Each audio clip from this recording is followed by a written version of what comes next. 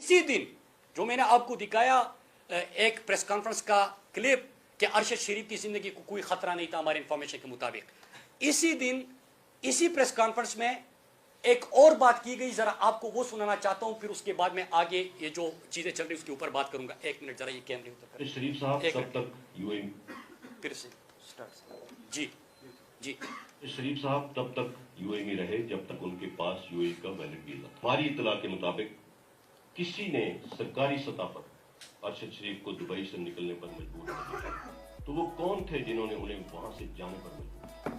अरशद शरीफ साहब तब तक यूएई में रहे जब तक उन इसके साथ साथ आप इंटीरियर मिनिस्टर को जरा सुनिए कि उसी इंटीरियर मिनिस्टर ने अरशद शरीफ शहीद के वीजा के हवाले से क्या बात की, जरा आप वो सुनिए। दुबई में जिन लोगों का वीजा खत्म हो जाता है तो क्या उसके बाद कोई पकड़ के उन लोगों को जेल में डाल देता है? कोई उनको धक्के मार के कोई निकालता है बाहर? अरशद शरीफ शहीद का वीजा खत्म नहीं हुआ था, और मैंने पिछली दफा प्रेस कॉन्फ्रेंस की थी और मैंने कुछ सवाल उठाए थे। उसमें एक सवाल यह था कि अरशद शरीफ शहीद जब यूएई में थे तो किसने उनके ऊपर दबाव डाला कि अरशद शरीफ शहीद को दुबई से निकाला जाए, और निकालने पे उनको मजबूर कर दिया गया। और वो मैं अपने सवालात में आगे भी आपको कुछ और सवाल उसमें ऐड हुए हैं, मैं वो आपके सामने रखना चाहता हूं। लेकिन गलत कहा गया, झूठ कहा गया कि अरशद शरीफ शहीद का वीजा खत्म हुआ था। उनका वीजा खत्म नहीं हुआ था, दबाव दिया गया और अरशद शरीफ को वहां से जाने पे मजबूर कर दिया गया। लेकिन जो आज मैं जिस हवाले से आपसे बात कर रहा हूं, मैं सीधा उस पर आ जाता हूं। कल ब्रेकिंग न्यूज चलाई गई कि तहकीकाती कमेटी की तहकीकात में बड़ी पेशरफ्त, अरशद शरीफ का शहीद का लैपटॉप मुराद सईद के पास है और मुराद सईद को एफआईए ने बुलाया। पहले तो मैं जरा आपको यह बताता चलूं कि यह दूसरी दफा है कि ब्रेकिंग न्यूज और मीडिया से मुझे पता चलता है कि मुझे एफआईए ने बुलाया। पहली दफा जब मुझे मीडिया से पता चला, व्हाट्सएप के जरिए पता चला, तो मैंने उसका जवाब भी दिया और मैं आज आपके सामने वो जवाब भी रखना चाहता हूं। लेकिन उससे पहले मैं जरा इनको यह बताता चलूं कि जब आप संजीदगी अगर आपकी होती तो पहली चीज ये कि जब कीनिया में अरशद भाई की शहादत हुई तो पाकिस्तान की हुकूमत को डेड बॉडी भी दी गई, और अरशद भाई के जो सामान था, जो चीजें थी, वो भी आप लोग वहां पे गए थे ना, आप लोगों ने देना था। लेकिन घर में जब लिफाफा दिया गया तो लिफाफा सील्ड एनवेलप नहीं था, फाड़ा हुआ था। पहली चीज इसका जवाब दे कौम को। दूसरा ये कि आप तहकीकाती कमेटी में हैं, आप 2-3 मुमालिक के चक्कर लगा चुके हैं अवाम के टैक्स के पैसे से, और उसके बाद 1 महीना की तहकीकात के बाद आप मीडिया के जरिए बता रहे हैं कि मुराद सईद को एफआईए ने तलब कर दिया। बड़ी खबर है, पेशरफ्त है, ब्रेकिंग न्यूज है, और इसको बुलाया गया। क्या आप तहकीकात का रुख बदलना चाहते हैं? आपकी ये गैर संजीदगी वाज़ेह करती है, जिस तरह आपके इंटीरियर मिनिस्टर के बयानात हुकूमती तर्जुमानों के बयानात हैं। फिर इसके बाद और क्या होता है कि आपका जो ऑफिसर इस वक्त इन्वेस्टिगेशन में, ये लेक का प्रोफेशनलिज्म है। अगर आपने मुझे नोटिस भेजना है, मुझे बुलाना है, तो मैं आज आपके सामने बता दूं, मेरे घर असलहा बरदार मोटरसाइकिल रात की तारीकी में ये बैठ सकते हैं मेरे पीछे, और फिर उनको रेड जोन के जरिए फरार भी करा दिया जाता है जब हमारे लोग वहां पे पहुंच जाते हैं। तो आपको तो घर मालूम है, हर रात को बाराती मेरे घर के सामने पहुंचे होते हैं।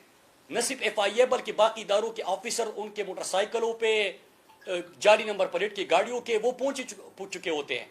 तो आप ये तो करने के लिए कर सकते हैं, लेकिन मीडिया खेल रहे हैं, मीडिया के जरिए बता रहे हैं, ब्रेकिंग न्यूज बता रहे हैं। तो पहले तो ये आपका ले का प्रोफेशनलिज्म है, और आप हुकूमत को तमाम चीजें, डेड बॉडी रिसीव करने आप गए थे, वहां पे डेड बॉडी आपको मिली, उनका सामान मिला, और आप 2-3 मुमालिक के चक्कर पाकिस्तान के टैक्स के पैसे पे लगा चुके हैं। आप बताए उनका क्या क्या सामान था और किधर था, और वो लिफाफा जब मिला तो सील्ड एनवेलप क्यों घर वालों को नहीं मिला? तो इसका तो आप जवाब दें।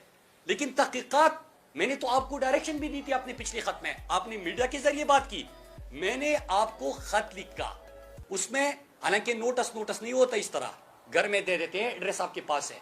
फिर उसके बाद क्या होता है, मैंने आपसे चंद सवाल पूछे ताकि आपकी डायरेक्शन ठीक हो, ताकि अरशद शरीफ शहीद के कातिलों तक आप पहुंचे। और पहले सवाल जो एक सवाल ऐसा था जिसके ऊपर थोड़ा सा काम हुआ और आपको इशारे मिलने लगे, लेकिन मैं वो क्वेश्चन जरा रिपीट करना चाहता हूं। फिर उसके बाद मैं आज आपसे एक अहम तरीन बात करने जा रहा हूं। पहला सवाल मेरा ये था कि अरशद शरीफ शहीद के ऊपर 16 जाली FIR किसने दर्ज किए थे और उसके कंप्लेनेंट कौन थे। मुझे पता चला है कि FIA ने वो कंप्लेनेंट्स को बुलाया है। उसके साथ एक और काम भी मैं आपको मशवरा दे सकता हूं, और मैं जितने इंफॉर्मेशन मेरे पास है, मैं अपनी इंफॉर्मेशन की बुनियाद पे आपको सवाल भेजे हैं ताकि डायरेक्शन आपकी ठीक हो, ताकि हम कातिलों को पकड़ सके।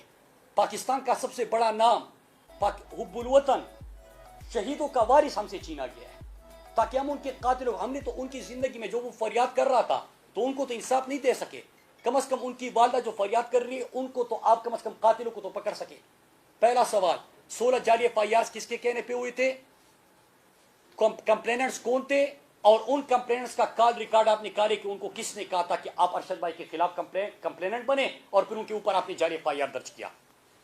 दूसरा सवाल कि अरशद शरीफ को यहां पे पाकिस्तान में धमकियां कौन दे रहा था, अरशद शरीफ शहीद को दफ्तर किसने बुलाया था, धमकाया था, जो कि जर्नलिज्म से, उसके जो तहकीकाती सहाफत थी उससे खुश नहीं थे। तीसरा सवाल कि अरशद शरीफ शहीद को घर पाकिस्तान में कौन गया था जिसने अरशद शरीफ शहीद को थ्रेटन किया, और फिर उसके बाद अरशद भाई को पाकिस्तान से जाने का उन्होंने फैसला किया। चौथा सवाल यह था कि जब वो UAE जा रहे थे तो उनका इमिग्रेशन के वक्त तस्वीर जब ली जाती है तो वो किसने लीक की। चौथा सवाल। पांचवा सवाल मैंने ये पूछा था कि अरशद भाई का तो अभी वीजा था, तो UAE से वो कौन ताकतवर शख्सियत है, ताकतवर तरीन लोग हैं जिनके कहने पे अरशद भाई को UAE से भी निकलवाया गया। और मुझे पता चला है कि एक